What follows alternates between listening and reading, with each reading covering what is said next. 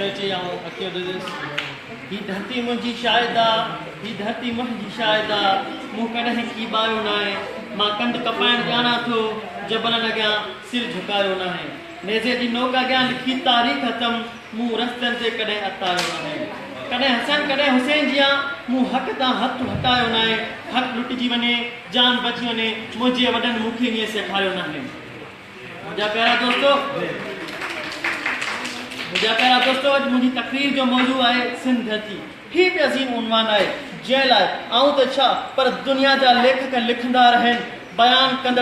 कंदा रहनि पोइ बि सिंध धरती जी सकावत खे सिंध धरतीअ जे शान खे ऐं सिंध धरतीअ जे मर्तबे खे बयान नथा करे सघनि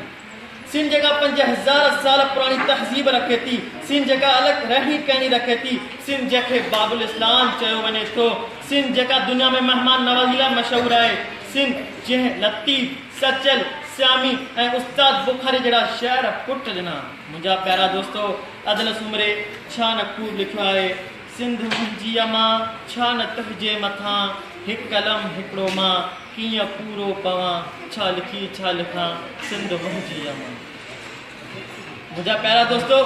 सिंध जंहिंमें टोपी अजरक ऐं कुआरी जहिड़ी सकावत आहे सिंध दुनिया जो उहो वाहिद माग आहे जिते साल जा 12 महीना ई सावल रहे थी सिंध उहा मिठड़ी धरती आहे जंहिं लाइ ॿिन्ही जाननि जे सरदार हज़रत मोहम्मद सल्लल्लाहु अलैहि वसल्लम फरमायो त मुंहिंजे सिंध जे तरफ़ खां थधी हवा थी लॻे ऐं जन्नत जे जवाननि जे सरदार हज़रत हुसैन फरमायो जॾहिं कोल मुबारक आहे जॾहिं हुनखे यज़ीद क़ैद कयो यज़ीद खे चयाईं मूंखे सिंध वञणु ॾे या वापसि वञणु ॾे वरी चवेसि थो मूंखे सिंध वञणु ॾे या वापसि वञणु ॾे वरी चवेसि थो मूंखे सिंध वञणु ॾे या वापसि वञणु ॾे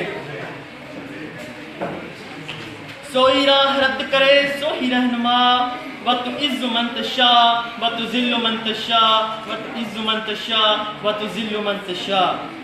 मुंहिंजा प्यारा दोस्तो सिंध अमन अमन जो पैगाम फैलायो आहे सिंध अमन असांखे वधायो आहे सिंध अमन असांजे ज़मीर खे जगायो आहे सिंध दुश्मननि खे झुकायो आहे मुंहिंजा दोस्तो असां सिंधी क़ौम शुरू खां बामज़हब क़ौम रही आहे असांजी सिंधी टोपीअ में ठहियल महिराब उन ॻाल्हि जो चिटो सबूत आहे त सिंध हिकिड़ी बामज़हब क़ौम आहे मुंहिंजा प्यारा दोस्तो इहा सिंध धरती आहे जंहिं बशीर ख़ान हीमू कालाई दोदे सुमरे सूफ़ी शाह इनायतुल्लाह जहिड़ा खूंदड़ पुट ॼणिया ऐं इहा उहा धरती आहे जंहिं सुलेमान शाह आबदा परवीन ऐं रमांजी फ़क़ीर जहिड़ा ॿियारा फ़क़ीर ॾिना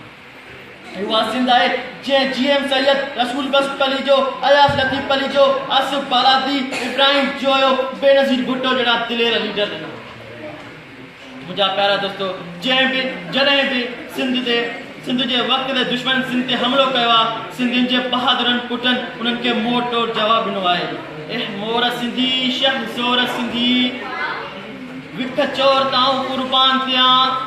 हर वहज़न जो हर दुश्मन जो कंध कोर ताईं क़ुर्बान वञे दुनिया वारो ॿुधी छॾियो सिंध हिकु मज़बूत क़ौम आहे सिंध न कंहिंजे अॻियां झुकी आहे न ई झुकंदी